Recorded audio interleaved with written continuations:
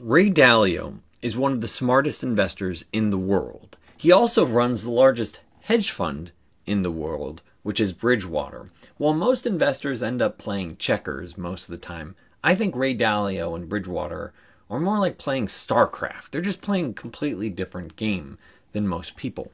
His models for understanding the world, the economy, the markets are among the best I've ever seen. I personally tried to read everything that Ray Dalio puts out, and that goes from, you know, his book Principles, which I honestly think is a great book. I personally like his book on debt crisis even more, to Principles for Kids.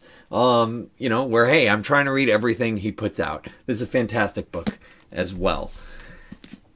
Now, earlier this week, Ray Dalio put out a piece that was a warning shot for investors in U.S. assets. So not just U.S. investors, but anyone around the world that's investing in U.S. assets.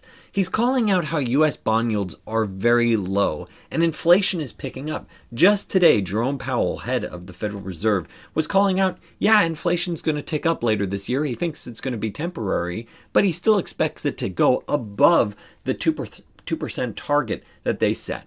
And so if it goes above 2% threshold that they're targeting, and you look at where rates currently are, it's a really problematic exercise, especially given the fact that the U.S. is currently running huge deficits, increasingly large deficits. Hey, you got to figure out some way to fund these stimmies.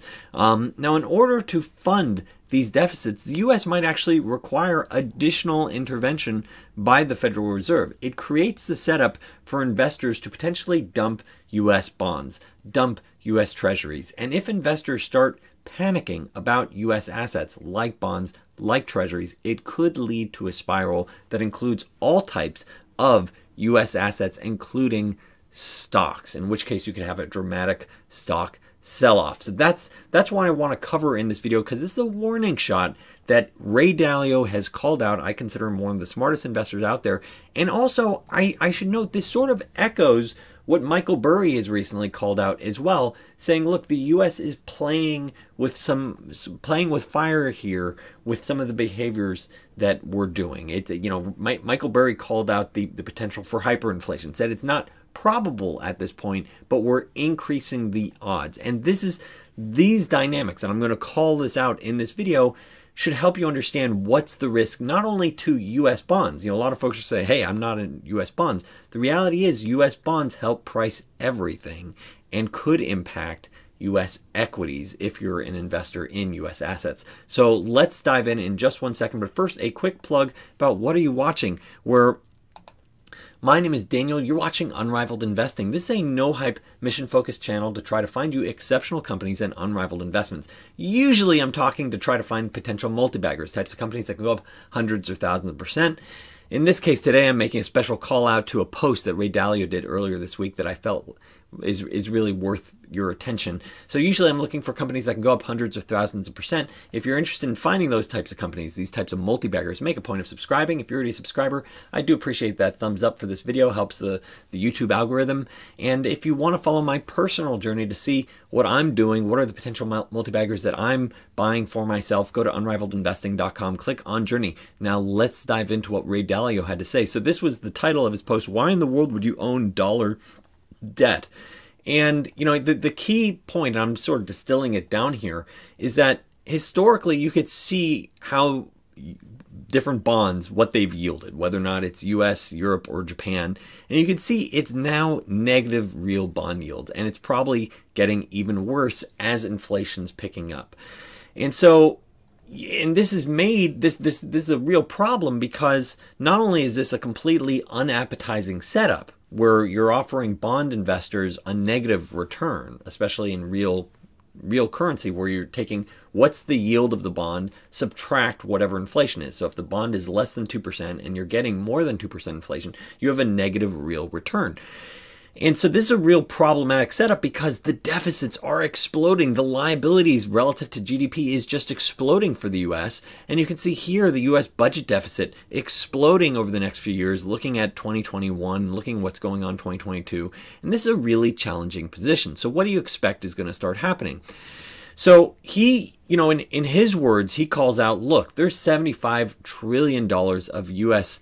debt assets of varying maturities. U.S. Treasury bonds and notes account for 16 trillion of this. So this is a $1 trillion puzzle that he's thinking about, that he's looking at, and that makes sense. He's running one of the largest hedge funds in the world, Bridgewater, which manages well over $100 billion.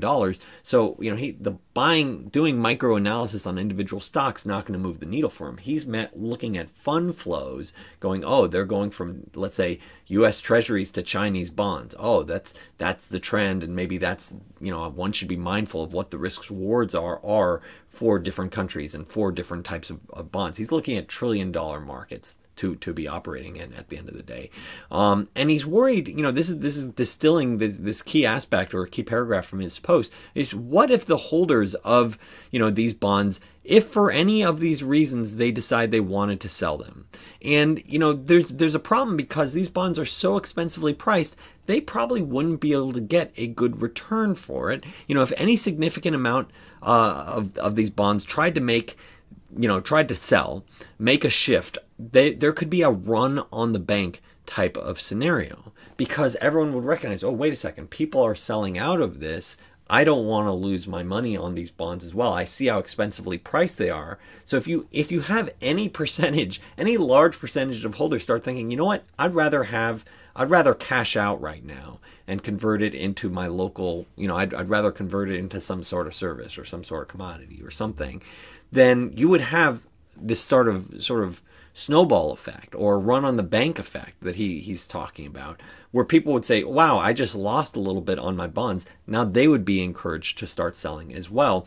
And he calls it this reverse wave occurs, and there's no stopping it. It has been accommodated the way, it's been accommodated in the past, looking at 1930s through 1945, 1970 through 1980, via printing a lot of money and devaluing it. In which case, if people know this is the playbook and this is what you historically do if you're in a position where you have a lot of debt and you have these huge deficits and you're trying to figure out what do, he's saying, look, you effectively restructure the debt by printing a lot of money.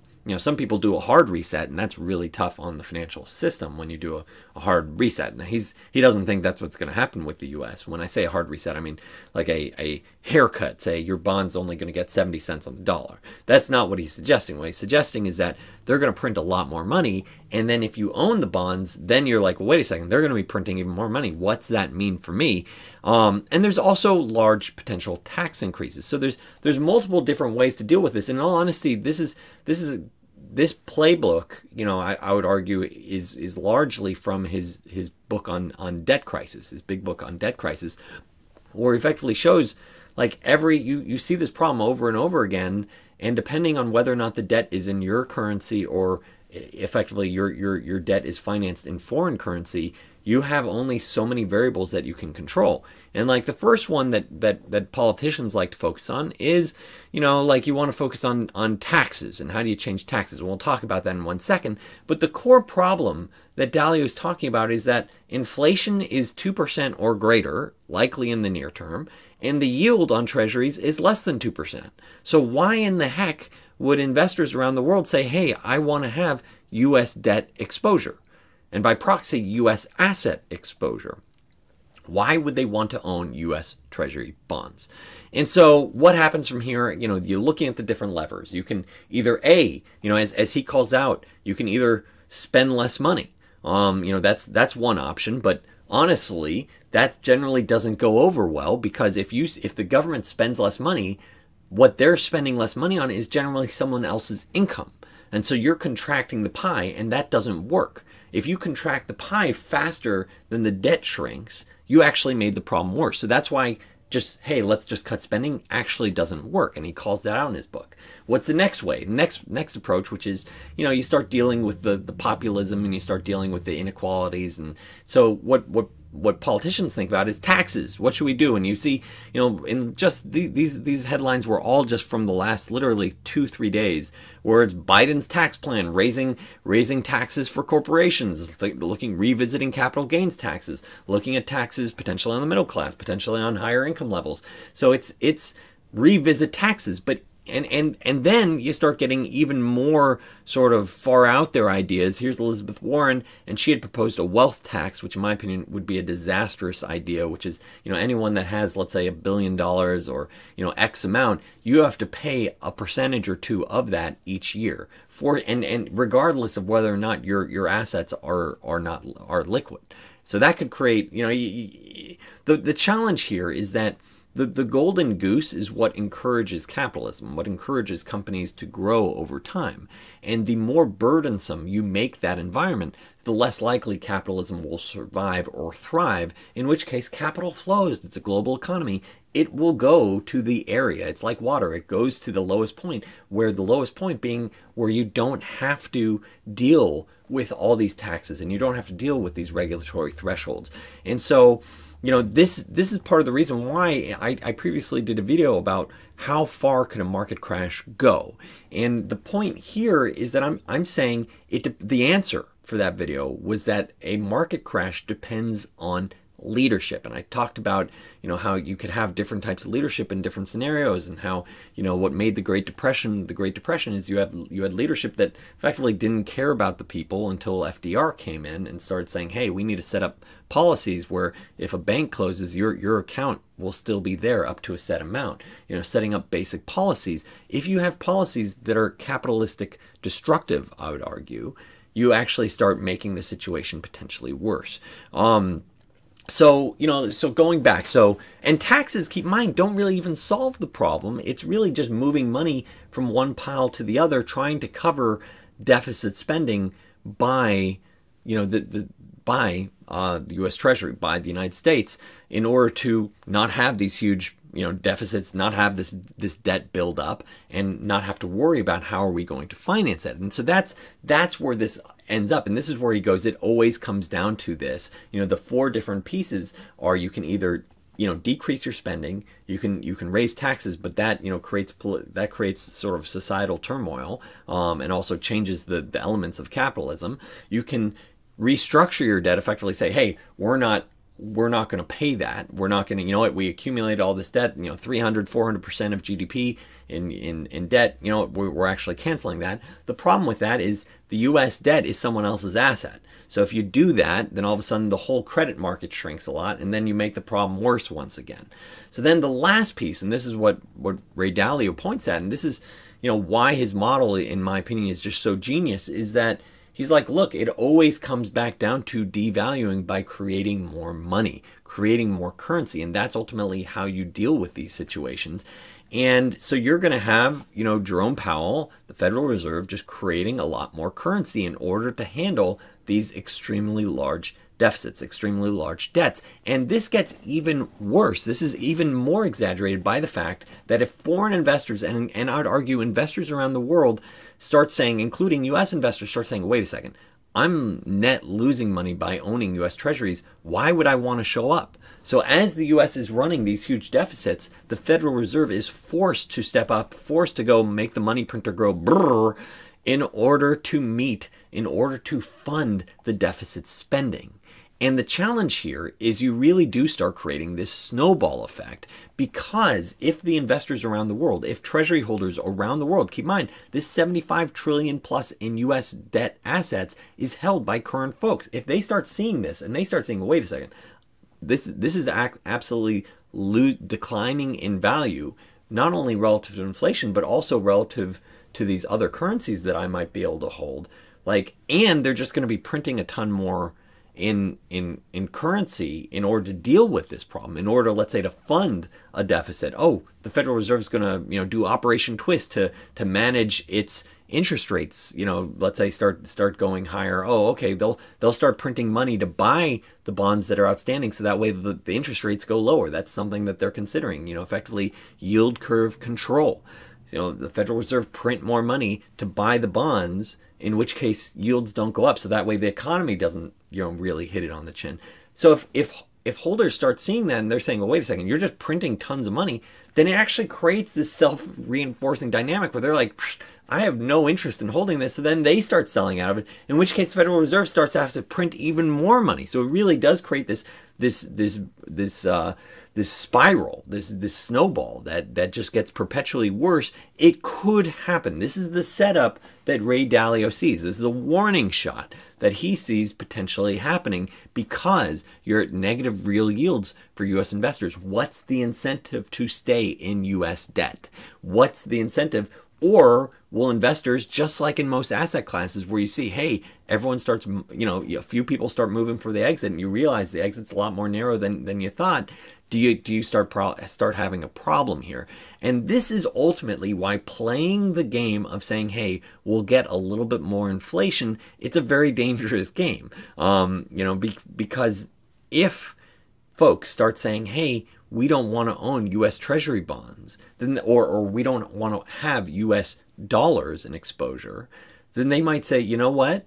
Why do we have U.S. stocks as well? And so you can have this cascade of selling that's not only tied to treasuries, but also tied to equities, anything U.S. dollar related, because of this sort of unfavorable setup in the first place, where you see the currency declining, let's say, relative to other currencies. You see an unfavorable interest rate environment where inflation is running faster than what you could get with the bond yields. And so then you start seeing the currency decline. Then you're like, well, why do I want to own the equities if I'm also going to be losing on that potential currency exposure as well, from a foreign investor perspective. So it is a very dangerous game, but that's honestly, this is the setup, unfortunately, when you get into the end game of a late stage in the debt cycle, where you sort of say, well, what levers do we have to deal with having incredible amounts of debt and huge running deficits?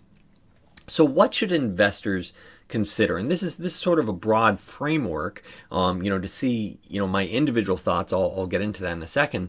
But like the broad framework, I think in order for investors to sort of weather what will ultimately be some sort of tumult, I think the core aspect from this warning that Ray Dalio is calling out is that I think fundamentally he's right. Whether or not it's a cascade or a slow, like this just turns painful, it depends on how it plays out. One could argue that's somewhat of what we started seeing, in the first week or two of March. So it depends on, hey, how willing are investors to effectively lose on real terms 1 to 2% of their assets each year.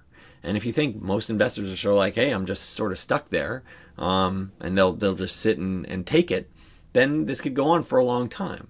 But if you have some sort of small change where people start getting panicky, who knows how quickly this changes. So that's the core argument that Ray Dalio is saying. So how do you protect yourself in this sort of environment? What are the things to consider?